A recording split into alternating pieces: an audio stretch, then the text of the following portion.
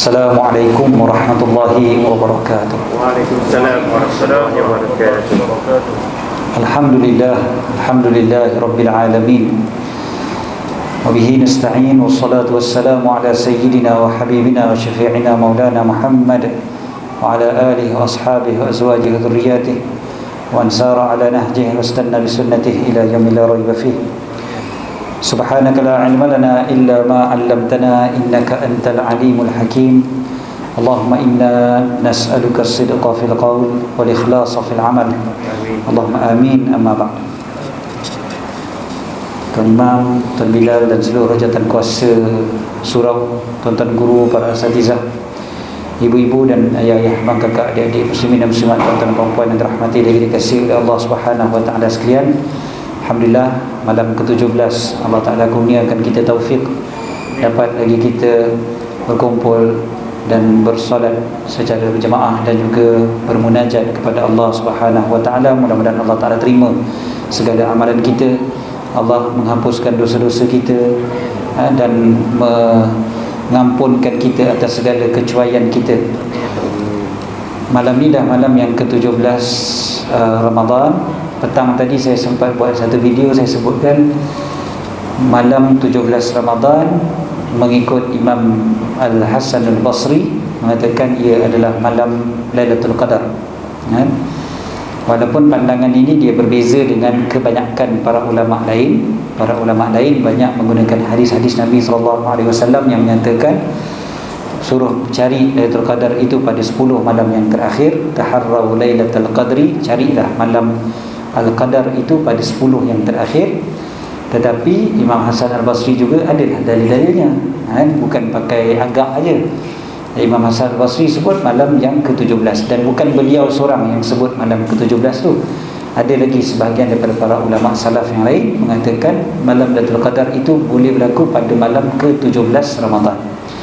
Salah satu daripada faktornya adalah kerana bila Allah Ta'ala ceritakan dalam Al-Quran surah Al-Qadar itu, kan Allah Ta'ala nyatakan ba'da'udzubillahi minasyaitanir rajim, bismillahirrahmanirrahim, inna anzalnahu fi lailatul qadar, kami turunkan ia pada malam Al-Qadar. Dan kita pun tahu bahawasanya turunnya Al-Quran itu salah satu daripada pandangan yang masyhur mengatakan berlaku pada 17 Ramadan. Jadi oleh kerana itu maka Lailatul Qadar itu berlaku pada malam 17 mengikut mereka, mengikut sebahagian ulama. Jadi kita hormatlah pandangan tersebut. Selain daripada sebab turunnya Al-Quran dan Lailatul Qadar malam 17 Ramadan juga dimuliakan dengan sebab berlakunya perang Badar pada 17 Ramadan. Jadi ada 3 perkara besar. Malam ni Allah Ta'ala pilih kita berada di surau, kita dapat solat berjemaah, kan? Dan kita dapat aminkan doa yang dipanjatkan oleh imam kita tadi, kan? Mudah-mudahan ibadat kita tak terhenti setakat itu saja. Malam ini sampailah ke paginya, mudah-mudahan banyaklah ibadat kita, kan? Kalau kita nak balik tidur pun kejap lagi, bangunlah awal sedikit, sebab kita tahu ada kemungkinan malam ini Lailatul Qadar. Macam tu je lah. Kita tak tahu, memang tak tahu, tuan-tuan. Kecuali ada di kalangan tuan-tuan yang memang confirm tahulah. Itu Allah Alam lah. Mungkin ada yang kata, Ustaz, saya nampak dah tadi pokok sujud. Kalau ada tuan-tuan yang cakap macam tu, terima kasihlah kerana memberitahu supaya kita boleh elakkan jalan tu. Mungkin pokok tumbang lah. Gitu je lah. Tapi biasanya kita tak tahulah, kan? Kita tak tahu. Jadi tak apalah. Yang pentingnya kita usahakan beribadah, dan tidak mustahil pun ia berlaku. Walaupun Nabi SAW bagi tahu taharraru Lailatul Qadri itu, carilah Lailatul Qadar itu pada 10 malam yang terakhir, tetapi bukan bermakna mustahil untuk berlaku sebelum daripadanya. Bagi mereka yang beribadah pada setiap malam pada bulan Ramadan, pasti dia akan dapat. Dan paling tidak berazamlah untuk kita solat subuh secara berjemaah besok pagi. Dan azam tu kena ada dulu untuk sembahyang subuh berjemaah besok pagi. Jadi kalaupun kita terlambat bangun esok pagi untuk qiyamul lail dan sebagainya, tapi kita dah dapat pahala qiyamul lail, insya-Allah. Kan? Jadi kita tak rugilah maknanya. Dengan syarat azam tu kena ada dulu. Esok pagi aku nak qiyamul lail, nak sembahyang subuh berjemaah. Besok pagi aku nak datang surau, nak sembahyang subuh, contohnya, kan? Esok pun cuti kan, tak ada masalah lah pun untuk datang sembahyang subuh berjemaah kat surau. Sebelum-sebelum ni kalau hari kerja mungkin kita bagi alasan takut lambat pergi kerja kan. Tapi kali ni tak ada dah. Besok subuh kita sama-sama berazam kita akan sembahyang subuh secara berjemaah, insya-Allah. Boleh kot insya-Allah tuan-tuan esok subuh kena ramai lah. Esok subuh ada kuliah subuh. Ada kuliah subuh. Lagi lah ada kuliah subuh pula tu lagi. Siapa kuliah subuh esok? Maulana Hasnul, masya-Allah, orang alim. Syekhul Mishkat. Ulama hadis yang sangat alim tu tuan-tuan. Rugi kalau tak datang besok. Jadi ambil keberkatan daripada ilmu-ilmu hadis yang ada pada beliau. Kitab Mishkatul Masabih tu beliau terjemahkan, beliau huraikan dengan begitu cantik sekali. Jadi besok pagi pakat-pakat hadir lah.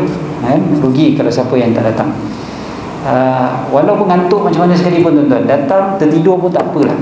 Maknanya lepas sembahyang subuh tu kot lah sahur dah berat kan. Kot lah ada sebagian tuan-tuan sahur kena si lemak ke apa ke.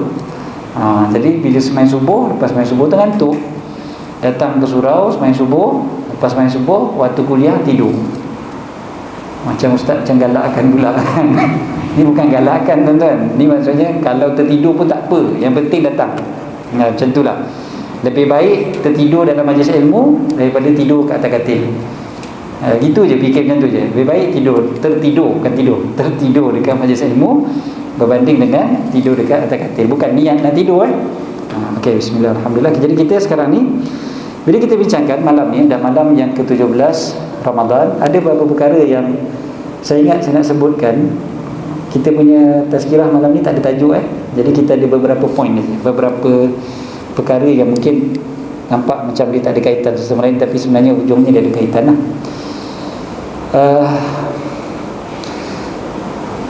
Tadi saya datang ke sini, saya sembahyang isyak dulu dekat Selayang. Kenapa saya sembahyang isyak dulu? Supaya dalam perjalanan tu nak sampai ke sini, sebab saya fikir, saya kira-kira kalau saya sampai ke sini baru saya nak sembahyang isyak, maka saya akan dapat mungkin sembahyang isyak bersama dengan imam, lepas tu terus witir, mungkin gitu. Ataupun habis banyak pun mungkin dapat 2 rakaat, lepas tu terus witir. Jadi saya kata takkanlah aku nak sembahyang 2 rakaat je tarawih malam ni, kena malam ni Lailatul Qadar 2 rakaat je aku sembahyang. Boleh sambung lagi, kejap lagi insya-Allah. Tapi maksudnya yang sebelum witir tu. Jadi bila saya sembahyang dulu kat sana, lepas tu baru datang ke sini, apa perbezaannya? Perbezaan dia adalah dalam perjalanan dari Selayang tu sampai ke sini, saya boleh sembahyang tarawih. Sembahyang tarawih dalam kereta sambil memandu. So dekat atas lebuh raya Mameru, Sungai Besi, Max sepanjang-panjang tu boleh sembahyang sunat atas kenderaan. Sebabnya apa? Sebab saya dah dikira sebagai bermusafir dengan permusafiran pendek. Sebab syarat untuk sembahyang sunat atas kenderaan, pertamanya dia mesti bermusafir, tapi bukan musafir 2 marhalah tu. Memang tak sampai 2 marhalah lah nak sampai Putrajaya ni, tapi walau 1 marhalah pun dah memadai untuk sembahyang sunat atas kenderaan. Jadi kalau dari rumah nak datang ke surau, jangan dengan dia lah. Tentang naik motor datang ke surau atau motor dia sembahyang sunat dulu, itu tak kira lah, tu dengan dia.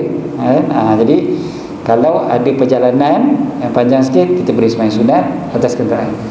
Syarat seterusnya untuk sembahyang tarawih mesti dah sembahyang isyak. Sebab tarawih syarat dia bukan masuk waktu isyak, tapi syaratnya mesti dah sembahyang isyak. Jadi sebahagian daripada kita pun bila dia tak tahu hukum ni, dia datang ke surau, tengok imam dah start tarawih, dia terus nonong sembahyang tarawih. Tanya bila nak sembahyang isyak, nantilah kejap lagi sembahyang isyak. Mana boleh? Isyak dulu baru boleh tarawih. Jadi bila saya dah sembahyang isyak, maka dalam kenderaan tadi saya dah boleh sembahyang tarawih. Ketiganya syaratnya mesti sembahyang sunat lah, tak boleh sembahyang fardu. Atas kenderaan sembahyang sunat, bukan sembahyang fardu. Jadi boleh sembahyang sunat. Syarat yang lain syarat biasalah, mesti tutup aurat, mesti suci dari hadas, suci dari najis, kan? Banyak ada wuduk dan sebagainya, cukup lah. Dan syarat yang dikecualikan adalah syarat menghadap kiblat. Menghadap kiblat tak disyaratkan. Jadi senang je lah, tinggal nak amalkan aja.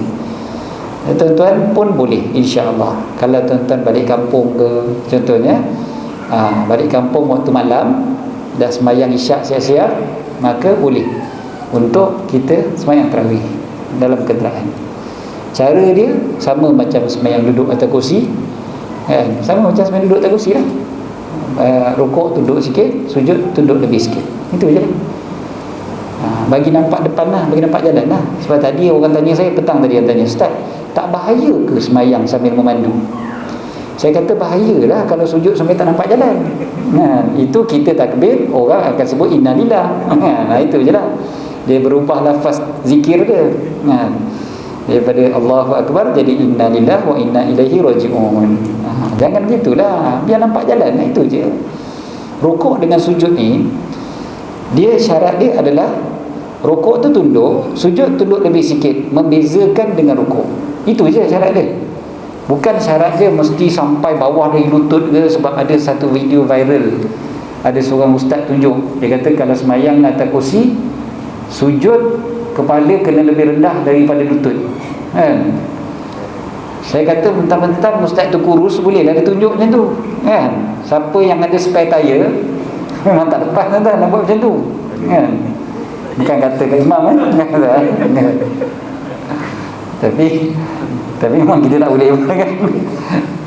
Dia tunjuk sujud tu sampai ke bawah macam tu lah, dia tunduk, kan? Itu tak disyaratkan, itu tak disyaratkan. Itu syarat kalau sujud atas lantai. Sujud atas lantai, ya, kepala mesti lebih rendah dari punggung. Sujud yang atas kursi ni dipanggil imam, maksudnya isyarat. Isyarat. So kalau dengan isyarat, yang penting nak bezakan saja mana berdiri, mana rukuk, mana sujud. Nak bezakan tu saja. So bila dapat bezakan, selesailah. Jadi tak adalah mesti tunduk tu sampai tak nampak jalan. Yang penting tunduk tu lebih sikit daripada rukuk. Itu pun kalau mampu. Kalau tak mampu pun boleh, clear.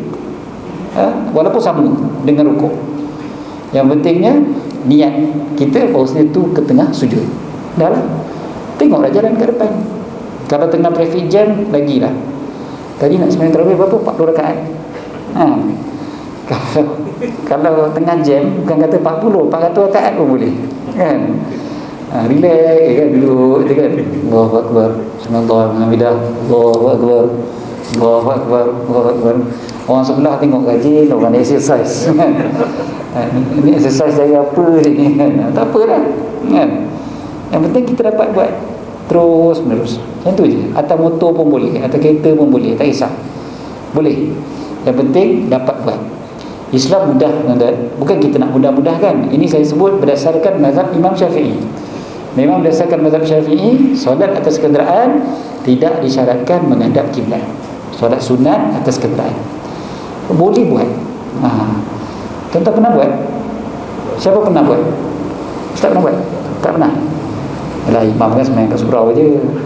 Itu tak apalah. Tepi jalan. Kita kadang sanggup berhenti. Tak, kalau semayang fardu, ya, semayang fardu berhentilah tepi jalan, kan, semayang. Kalau semayang sunat, tak apa, sampai bawa kereta tu. Lagi kena rumah tidur kat sebelah, anak-anak tidur kat belakang, nak pasang radio terganggu, kita pula dah ngantuk, semayang. Itu caranya. Kalau orang yang Al-Quran, mungkin dia boleh baca Quran banyak. Kita baca Quran, Allah, dah habis dah ayat lazim aku hafal. Ayat lazim pun hafal 10 surah saja. Jadi nak baca apa lagi ni sampai mandu, semayang. Sebablah kita pastikan bila kita nak keluar rumah, pastikan kita ada wuduk. Ada wuduk siap-siap supaya kita boleh semayang hantar kenderaan. Okey, itu nombor 1 yang saya sebutkan ni sebab penting sebenarnya. Sebab saya risau kalau kita balik kampung minggu depan, siapa yang balik kampung untuk raya tu, lepas tu dia balik kampung tu waktu malam, kena pula malam tu Lailatul Qadar. Dah tiap-tiap malam kita semayang kat surau, tiap-tiap malam kita semayang tarawih. Sekali malam Lailatul Qadar kita tak semayang, bayangkan, kita dah rugi dah kat situ. Jadi jangan lepaskan peluang tu untuk sembahyang sunat, sembahyang tarawih ke, sembahyang tasbih ke, sembahyang hajat ke, apa-apalah boleh, tak ada masalah, sambil memandu. Okey. dan pergerakan kita pun tak banyak. Sebab dia kata, Ustaz Bin, macam mana dengan pergerakan? Memandu kereta, duduk dalam jam, nak banyak mana pergerakan? Bukan tiba-tiba macam ni. Dah kenapa? Kalau naik motor, bawa motor nak masuk simpang mungkin lah kan, lepaskan tangan. Tapi itu pun jarang kita nak buat. Semayang macam tu je, selesai. Cuma kalau semayang atas motor, pastikanlah kalau sujud tu jangan buat aksi Spiderman. Spiderman pula dah, Superman. Itu je sudah. Jangan tu imam tahan. Kenapa ni? Semayang sunat bang. Jangan macam tu je sudah. Tarawih. Abang tak tarawih? Tanya balik ke dia. Okey, itu nombor satu.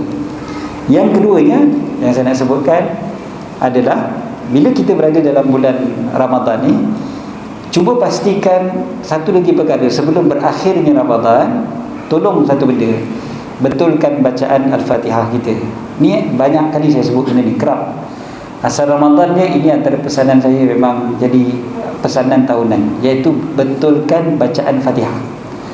Betulkan bacaan Fatihah ini bukan dengan kita dengar bacaan dekat radio, dekat komputer kita, dekat handphone kita, bukan. Kita baca bagi ustaz dengar. Kan? Make sure setiap seorang daripada kita buat benda ni. Jumpa dengan imam, ustaz, boleh tak sekejap saya nak baca Fatihah, ustaz dengar sah ke tidak bacaan saya. Dan habis dia bacaan, imam pun kata sah. Macam tu kan? Kalau dengar macam tu kan seronok. Sah tu bukannya kahwin sah. Okey, maknanya sembahyang aku okey, clear. Make sure benda ni. Takut kita. Takut kalau kita tersilap, kita tak perasan. Memang kesilapan bacaan Fatihah ni banyak orang dia tak perasan. Dia baca salah tapi dia tak tahu dia baca salah. Walaupun seorang ustaz, dia salah, dia tak perasan dia salah. Kan saya pernah cerita dulu, 3 tahun lepas ada seorang imam hafiz Quran dekat surau yang baca waktu malam pertama tarawih tu, dia baca siratal ladzina am anta alaihim, dia baca am anta alaihim, dia baca tiap rakaat dia baca gitu. Orang perempuan yang tanya tu makcik tanya kan, dia kata, ustaz macam mana ni, apa hukum sembahyang kami ni? Siratal ladzina am anta alaihim. Saya kata salah dengar kot. Salah dengar benda je ustaz, dari isyak sampai ke witir dia baca gitu. Saya kata, dah kalau dah sampai sembahyang witir, dari isyak sampai ke witir, kenapa tak tegur? Dia kata, kami duduk belakang orang perempuan jauh, macam nak tegur? Orang lelaki lah patutnya tegur kan? Tapi orang lelaki tak tegur. Dia orang sibuk tunggu bila nak murid. Ni makcik ni cakap, bukan saya kan? Sempat lagi mengutuk orang lelaki. Tapi memang patut kena kutuk pun kan? Sebab kenapa biarkan imam tu baca macam tu kan? Tak tegur sampai habis sembahyang, tak tegur. Kau dia orang ingat ada qiraat lain kot. Mungkin lah kan, kami yang tak reti kot, mungkin lah. Tapi tak boleh macam tu kan? Kita kena tahu bacaan Fatihah kita tu. Jadi mungkin imam ni pun dia tak perasan sebab tak ada orang tegur. Kita pun macam tu juga. Kalau seorang al-hafiz macam tu pun boleh salah, agak kita ni memang confirm ke tak salah kan? Satu universiti baru ni, Pusat Islam Universiti tu buat kajian kepada pelajar-pelajar dia, mahasiswa-mahasiswi dia. Dia buat kajian tentang bacaan Fatihah kan? Saya baru je dalam 2 minggu lepas kot, saya jumpa dengan pengarah Pusat Islam Universiti tu, minum-minum dengan dia. 2 minggu lepas dah puasa kan? 3 minggu lepas lah mana ustaz tak puasa ke? 3 minggu lepas minum petang. Sebenarnya belum Ramadan waktu tu 3 minggu lepas. Ya betul, hari Jumaat yang sebelum puasa tu, puasa Ahad kan, hari Jumaat tu saya jumpa dia. So dia ceritakan saya, dia kata kami buat kajian, ada lebih 2,000 responden yang sudi untuk baca Fatihah untuk kami dengar. Dia kata lebih 90% daripada mereka bacaan Fatihah ni salah. Bayangkan, bacaan Fatihah salah. Dia kata tu belum kami tanya bacaan tahiyat akhir. Kan rukun solat tu Al-Fatihah, tahiyat akhir. Selain daripada takbir bagi salam, itu insya-Allah betul lah kan. Fatihah dengan tahiyat akhir. Tahiyat akhir dia rasa lagi teruk lagi. Sampai dia termenung, kata apa yang aku kena buat? Macam mana aku nak betulkan keadaan kat universiti ni?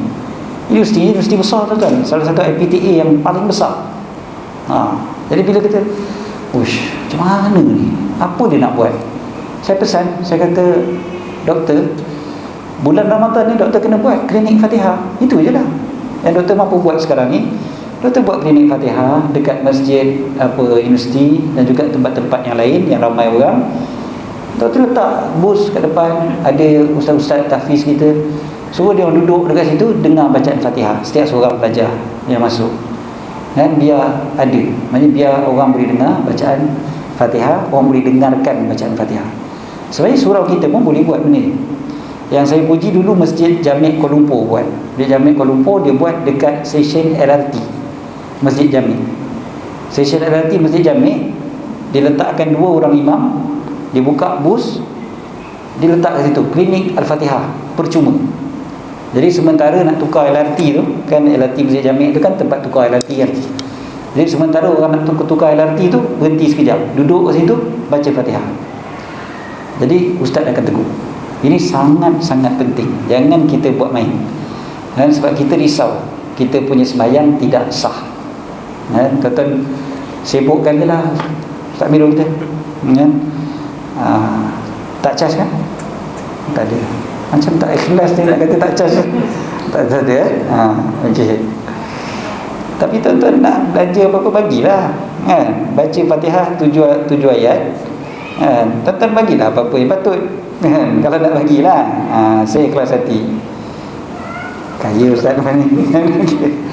Tapi tak, maksud saya tak, ustaz tak charge pun. Setakat Fatihah je. Saya tadi lepas ceramah ada seorang datang. Ceramah tadi di LPPKN tengah hari tadi. Habis je ceramah, ada seorang datang.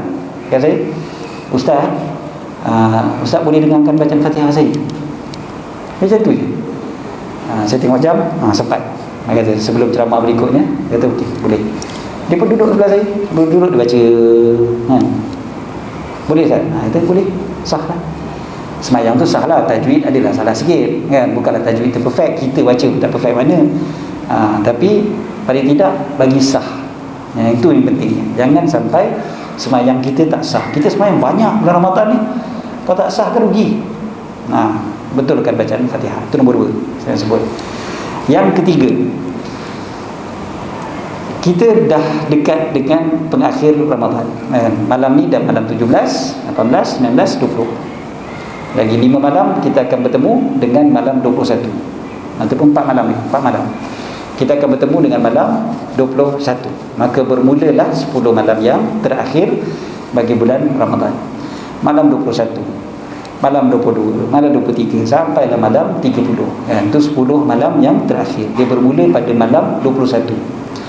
Bila nak mula dengan malam 21 tu, antara perkara yang patut kita buat adalah ikutlah apa yang Nabi SAW ajar. Dan benda ni saya banyak kali ulang juga. Okey, dalam hadis memang sebut dan kita semua biasa dengar, Nabi SAW bila masuk saja, idza dakhala al-ashr al-awakhir, baginda akan buat apa? Ahya lailah, menghidupkan malam baginda, wa aiqadha ahlah, dan mengejutkan ahli keluarga baginda, kan, wa shadda mi'zarah, mengikatkan kain baginda, maksudnya bersungguh-sungguh baginda beribadat. Betul. Tapi antara banyak-banyak tu, rupa-rupanya kita memang tak buat juga, kan? Walaupun dah diulang-ulang banyak kali pada kita, 10 malam terakhir kita tak buat bersungguh-sungguh juga. Salah satu yang kita boleh buat pada 10 malam yang terakhir adalah mengejutkan ahli keluarga. Yang ni cubalah kita buat, kejut ahli keluarga.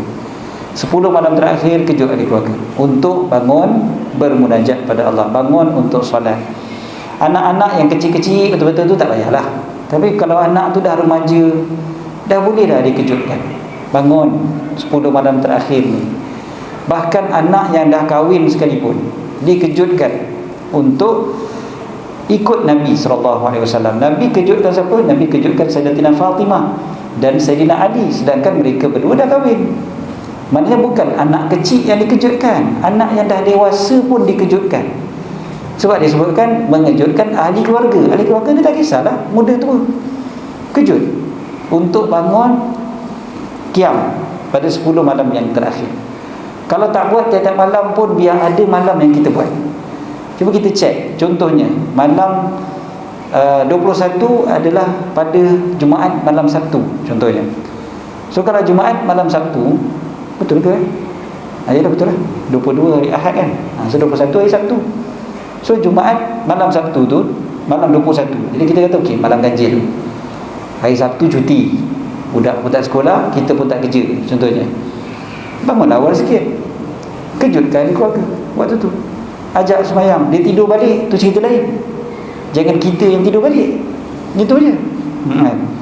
Dia tidur balik tak apa. Yang penting kita dah buat sunnah tu, iaitu sunnah kejutkan ahli keluarga. Bukan wajib kan? Nabi SAW pun bila kejutkan Sayyidatina Fatimah dengan Sayyidina Ali, bukan sampai Sayyidina Ali bangun, sampai Sayyidatina Fatimah keluar dari rumah ke, betul. Cuma Nabi SAW ketuk-ketuk pintu, Nabi tanya, kalian tak nak bangun ke? Macam tu je. Tidakkah kalian mahu bangun pada 10 malam yang terakhir? Itu je. Jadi bila dia orang dah bangun, saya telah, kalau dia orang tak bangun pun tak apalah. Yang penting dah buat kerja. Kita dah buat sunnah Nabi SAW. Kejutkan ahli keluarga pada 10 malam. Kalau ahli keluarga kita tu jauh daripada kita pun sama. Kalau tuan-tuan yang mungkin dah senior sikit daripada kita ni, yang anaknya mungkin dah masuk universiti dan sebagainya, boleh kejut. Anak yang kat universiti pun kejut. Call dia, kata kau jangan silent telefon besok. Ayah nak call. Sama juga sebaliknya, boleh juga ayah kita pula call kita, walaupun kita umur dah dekat 50 tahun. Macam tu juga. Ayah umur 80, dia pula yang kejutkan kita.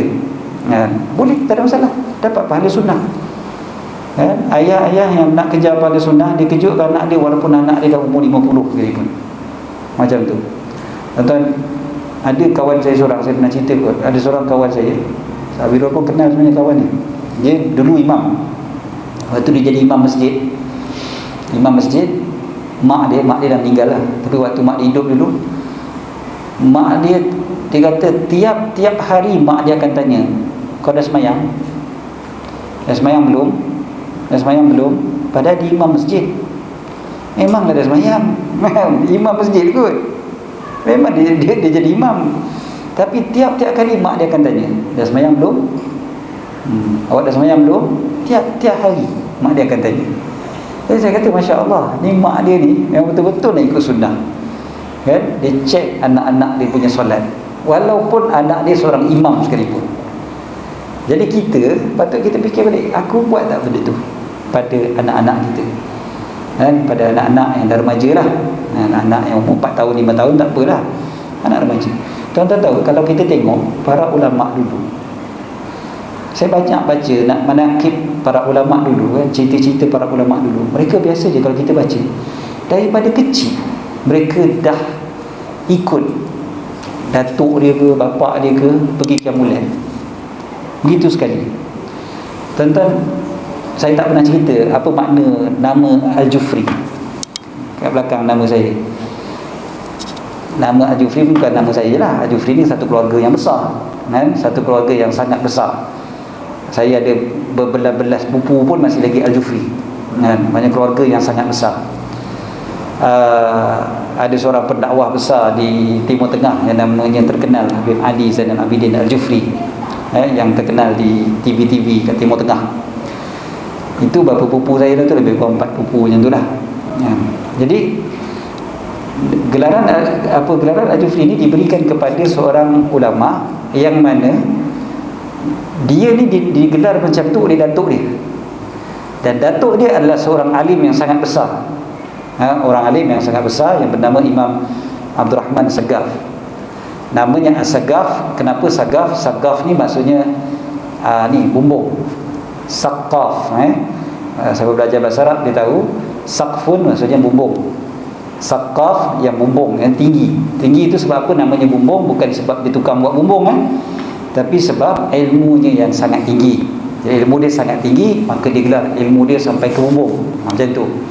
Jadi dia gelar adalah As-Saqaf, ataupun orang Arab sebut As-Sagaf. Cucu dia sebelah anak perempuan dia. Anak perempuan dia punya anak lelaki. Waktu tu budak kecil lagi. Badannya tembam-tembam. Kan? Tembam, budak kecil yang tembam, comel lah. Comel, kecil-kecil lagi. Tapi badannya sedap. Macam tu. Dia tiap pagi, dia punya kerja, pukul 3 pagi dia akan ikut dia punya datuk dia tu, tok wan dia tu, pergi ke masjid untuk qiyamul lail.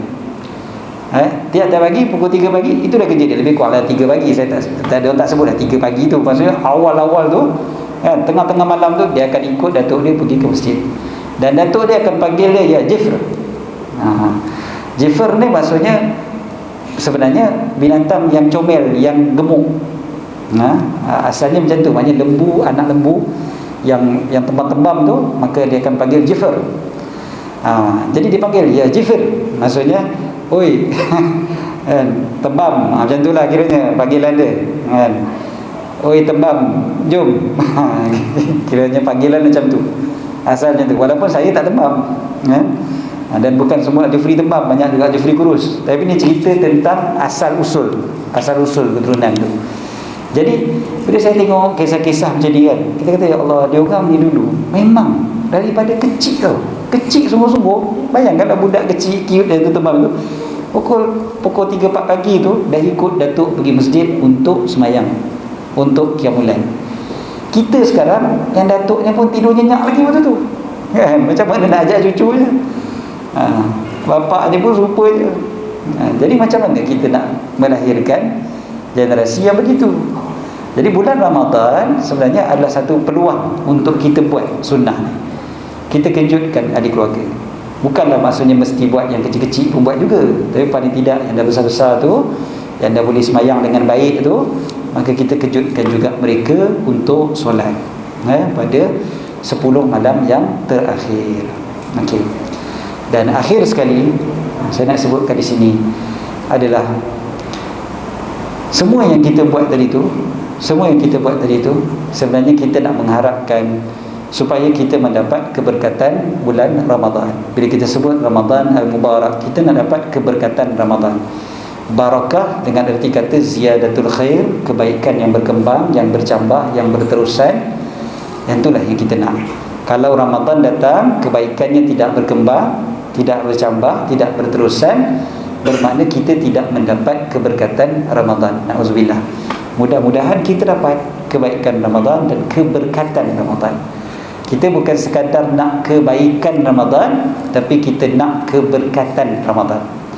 So lebih daripada baik, iaitu baik itu berkembang, baik itu berterusan. Mudah-mudahan bulan Syawal datang nanti, terus kita jadi hamba yang mendapat kebaikan yang melimpah daripada bulan Ramadan. Allahumma amin. Jadi lepas ni insya-Allah bulan Syawal pun kita terus memakmurkan surau, terus sembahyang berjemaah, terus baca Quran kan, terus belajar Al-Quran kalau masih lagi kita tahu yang kita banyak lagi kekurangan dan sebagainya. Saya nampak iklan kat TV ni ada apa, kelas-kelas Al-Quran untuk kanak-kanak dan sebagainya kan. Untuk dewasa dia tak ada kan. Kelas Al-Quran untuk kanak-kanak, tapi untuk dewasa pun kita perlu sebenarnya kan. Carilah, janganlah semua nak jumpa imamnya kan. Banyak lagi orang kat luar yang boleh mengajar kita kan. Cari ada macam-macam teknik, ada kan, teknik ketuk-ketuk ada, teknik apa semua ada. Cari untuk belajar Al-Quran, jangan kita berhenti. So dapat keberkatan Ramadan, maksudnya nanti bulan Syawal terus kita dapat buat kebaikan, walaupun tak sama, tak sebanyak Ramadan, tetapi biar ada kebaikan, jangan sampai terlepas. Okey, insya-Allah itu sajalah, cukup setakat itu untuk kali ini tazkirah ringkas bulan Ramadan. InsyaAllah bulan depan kita akan sambung pengajian kitab Safinatun Najah. Kita masih lagi perbincangan kita dalam bab bersuci lagi kan, kita masuk bab solat kan, masih lagi bab bersuci. So bulan depan insyaAllah kita akan sambung pengajian Safinatun Najah, insyaAllah. Itu je lah. Ada soalan? Dia tazkirah jarang ada soalan, tapi kau nak tanya soalan fiqah dah lalang saya dekat sini. Yang genap tu syafaat tu. Sebenarnya dalam mazhab Syafi'i sebenarnya boleh belaka sebenarnya. Jadi satu lagi cara yang lebih elok untuk kita niatkan witir adalah 2 rakaat yang pertama tu kita tak payah niat syafaat pun, tak payah niat syafaat tak apa. Jadi satu lagi cara yang lebih mudah, iaitu aku berniat sembahyang witir dan sembahyang 2 rakaat daripada witir kerana Allah Ta'ala, atau menjadi makmum kerana Allah Ta'ala. Maksudnya daripada witir, minal witri dia panggil, usalli raka'ataini minal witri, maksudnya 2 daripada keseluruhan witir. Jadi witir kita tu tak kisah berapa. Witir boleh buat 3, 5, 7, 9, 11. Okay, maksimumnya 11. Jadi kalau kita buat 2 tu genap, dia bukan ganjil kan. So kita kata 2 daripada witir. Maknanya 2 daripada total, tak kisahlah total 3 ke 5 ke. Jadi 2 daripada witir tu. Dan itulah sebenarnya niat kita pun dalam hati. Saya yakin semua kita niatnya macam tu. Bila kita sembahyang witir, dalam hati kita tahu yang witir kita tu bukan 2 je. Ada yang niat sembahyang witir 2 je. Mana ada kan? Sebelum sembahyang lagi imam dah sebut, okey, sembahyang witir 3 rakaat 2 kali salam kan. Jadi waktu kita nak niat tu memang dah ada dah niat kita 2 tu daripada 3 untuk sembahyang witir. Cukuplah. Itu dah dikira sebagai niat sembahyang witir yang dikira. Bagus, soalan tu viral Itu antara video yang viral. Saya tahu Ustaz Somad ada video yang viral. Ada soalan lain yang viral lagi ke apakah? Itu je kan? Haji nak viralkan ke macam mana? Tak, okey kan.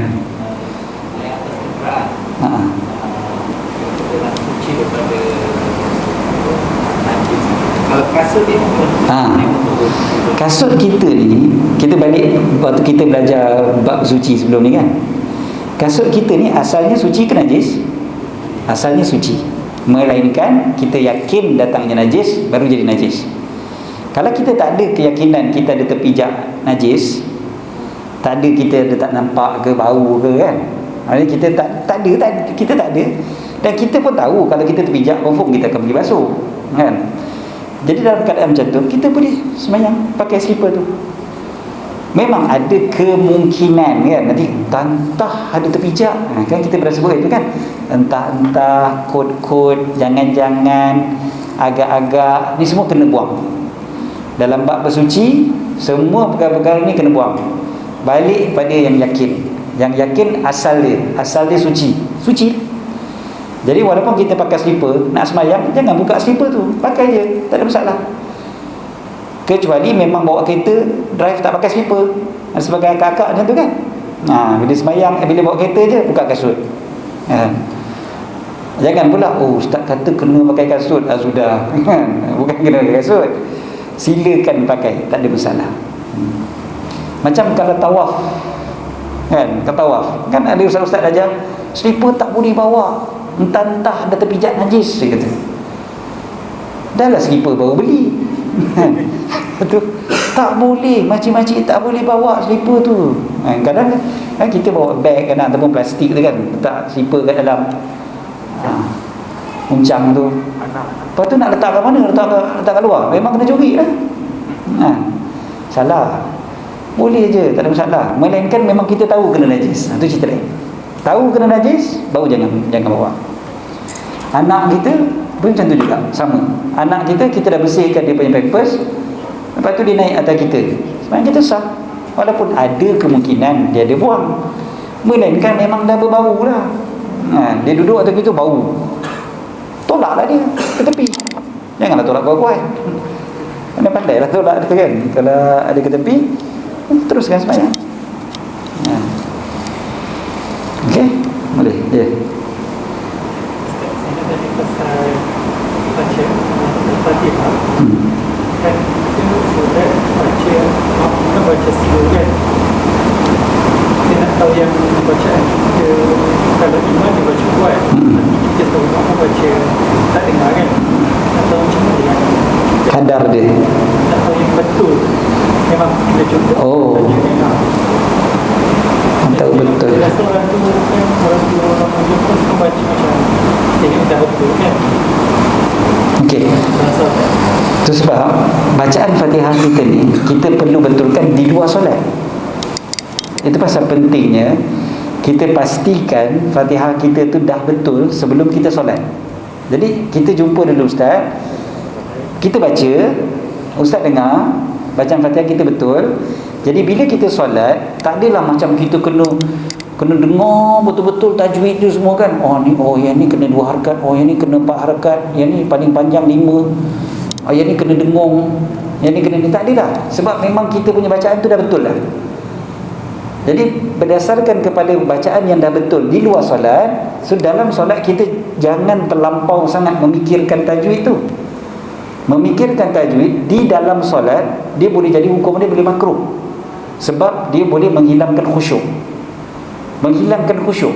Sebab asyik fikir panjang pendek, asyik fikir dengung, asyik fikir semua benda tu. Sedangkan yang sepatutnya kita fikir adalah ayat yang kita baca tu, bukan hukum tajwidnya. Tajwid ni, tujuan tajwid adalah mencantikkan. Mencantikkan, itu maksud tajwid. Tajwid maksudnya mencantikkan. Dia bukan mesti sah atau batal. Sembahyang kita, Fatihah kita tak ikut tajwid pun boleh sah sembahyang. Fatihah kita cuma tak cantik. Tak cantik, kita cantikkanlah. Itu hukum, itu sebab kita belajar tajwid, untuk mencantikkan. Tetapi ada benda-benda yang kita buat sampai membatalkan, yang itu bahaya. Yang kita risau, bacaan kita tu bukan sekadar tidak cantik, tetapi tidak sah. Itu pasal kita kena belajar, sebab kita kena baca. Itu yang ulama sebut wajib belajar. Wajib belajar tu supaya sembahyang kita jadi sah. Jadi bukan waktu sembahyang tu baru kita tengok, baru kita nak dengar betul-betul, tak. Tapi sembahyang, rukun-rukun solat mesti dibaca kadarnya adalah mendengarkan kepada telinga. Bukan telinga dengar, mendengarkan kepada telinga. Beza dengan telinga dengar.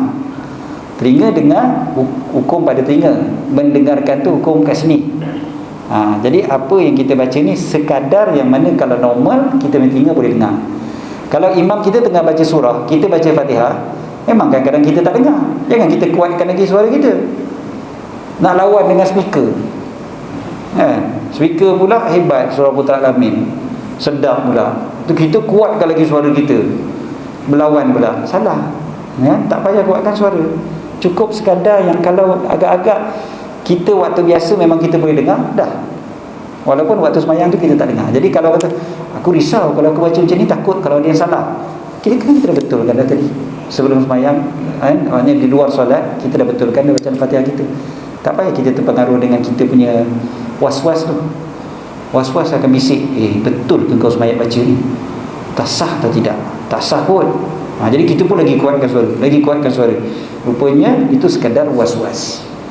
Jangan terpengaruh dengan was-was. Jadi tak payah nak dikuat-kuatkan suara sampai mengganggu pula orang lain. Allah a'lam. Ada murid ke mana ni? Ada? Dah habis. Alhamdulillah. Adalah tu. Tak, saya tanya sebab kalau ada soalan lagi kan, dia ada yang tanya soalan, jangan nak tanya lagi, murid habis nanti. Macam tu lah. Okay. Jadi kalau dah habis, Alhamdulillah. Jadi memang okey lah tu kan. Dah tak ada rugi apa-apa dah lah. Kalau dah habis. Dia kan kalau semayang tarawih 8 dengan 20, siapa yang semayang 8, untung dia dapat murid lah. Itu pasal setengah masjid dia kena buat murid 8, murid 20.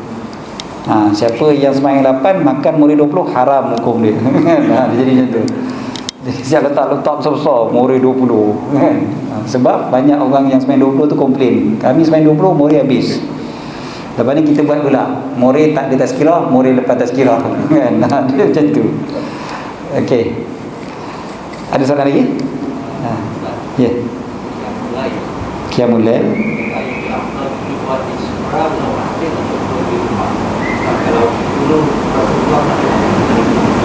Kalau apa? Rasulullah SAW. Rasulullah SAW buat dua-dua. Ada sembahyang di rumah, ada sembahyang di masjid. Dalam hadis Nabi SAW sebut afdalu salatil mar'i fi baitih illa al-maktubah. Sebaik-baik solat seseorang itu di rumahnya kecuali solat yang wajib. Maksudnya di rumah lebih afdal daripada di masjid bagi solat-solat sunat secara umumnya. Bahkan ba'diyah pun Nabi SAW buat di rumah. Ba'diyah Nabi SAW buat di rumah. Habis kita buat kat surau, kenapa? Sebab kat surau kita buat, balik rumah tak buat dah. Jadi lebih baik buat kat surau daripada kat rumah tak buat langsung. Itu satu. Yang keduanya, kenapa kita pergi ke masjid, kita sembahyang sunat, qiyamul lail dan sebagainya? Sebab kita nak iktikaf. So niat iktikaf tu sebenarnya Lepas tu sembahyanglah sunat. Maksudnya bukan kita pergi tu untuk sembahyang sunat tu, tapi kita nak beriktikaf, dan iktikaf dipenuhkan dengan amal ibadat, sembahyang sunat, baca Quran dan sebagainya. Maka dah kita iktikaf tu tengah malam, sembahyanglah qiyamul, sembahyanglah tahajud, sembahyang istighfarah, sembahyang hajat, sembahyang taubat dan sebagainya. Bukan tujuan kita semata-mata nak pergi masjid tu sebab nak sembahyang sunat.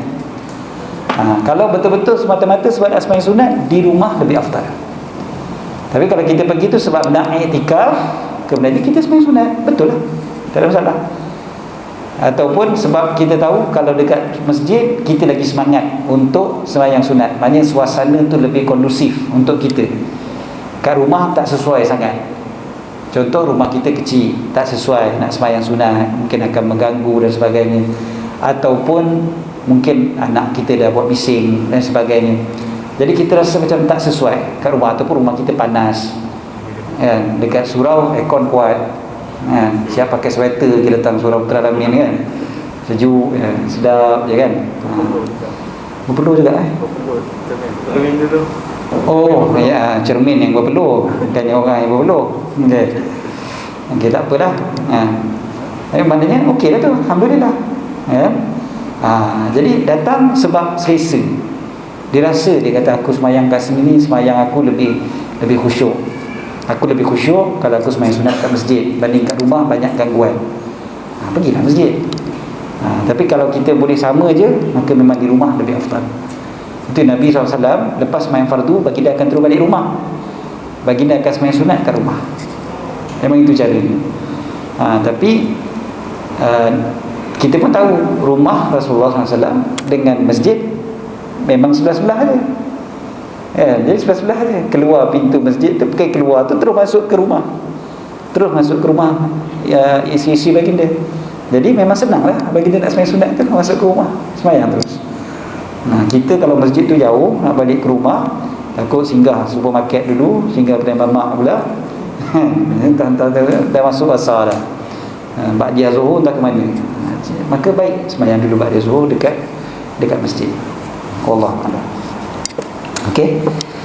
Cukup setakat tu insya-Allah untuk malam ni. Kita doakan mudah-mudahan Allah Ta'ala panjangkan umur kita, dapat kita beribadat sebanyak-banyaknya pada bulan Ramadan ini. Allah kurniakan kita taufik dengan malam Lailatul Qadar, dapat beribadat sebaik-baiknya pada malam Lailatul Qadar untuk diri kita dan keluarga kita serta orang yang kita sayang. Moga-moga Allah Ta'ala terima kita, terima amalan kita, lipat gandakan pahala kita, dan mengurniakan kita kemaafan atas segala kecuaian, kekurangan kita. Dan moga Allah Ta'ala menjadikan diri kita dan keluarga kita dapat menikmati Ramadan seperti mana dinikmati oleh Rasulullah SAW dan para sahabat. Allah kurniakan kita istiqamah di atas jalannya sehingga akhir hayat kita. Jadikan hari kita yang terbaik adalah hari kita bertemu dengannya, hari kita yang paling mencintai Rasulullah SAW adalah pada hari kematian kita. Aku qauli hadza wa astaghfirullahal azim li wa lakum. Assalamualaikum warahmatullahi taala wabarakatuh. Waalaikumsalam.